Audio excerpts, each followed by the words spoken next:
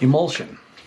So emulsion is any kind of print process, is really print processes are what we're talking about when we talk about emulsion.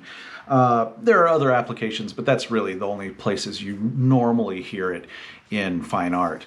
But any kind of print process that involves a process utilizing two or more chemicals that don't like to mix with each other.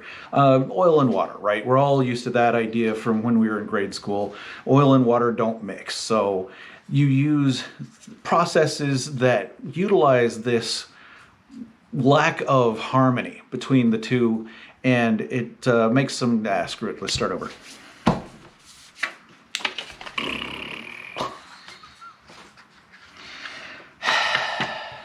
All right.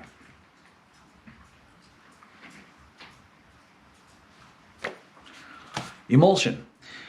Normally what you're going to hear in fine art when hearing the word emulsion is a conversation talking about printmaking processes. What we mean by emulsion is two or more fluids, typically, that don't like to cooperate, I guess is one of the ways to say that. Oil and water, obviously, everybody knows that one from grade school.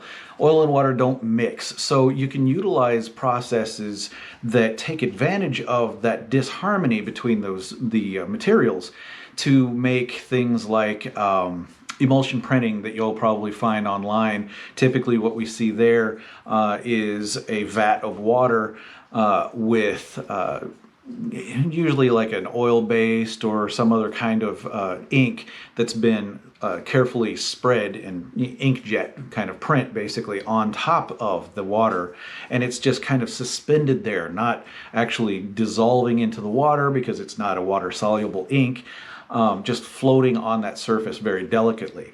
That lets you submerge things into the water, and as the water surface tension goes up and around the object, it lets that wet ink attach to the primed and prepped surface like it's glue. And basically that's exactly what it ends up being. And it attaches that way. So it allows you to get these things on three-dimensional shapes that would be basically impossible to print on any other way. It's pretty cool stuff. There are other types of emulsion processes in art, but that's the number one that you're most likely to hear. So yeah, emulsion, pretty cool stuff. If you don't know what I was already referring to, type that sucker in and look for some YouTube videos. You're going to be really entertained by some of the really cool things you can find. And really ugly things very frequently too, but really cool things you can find.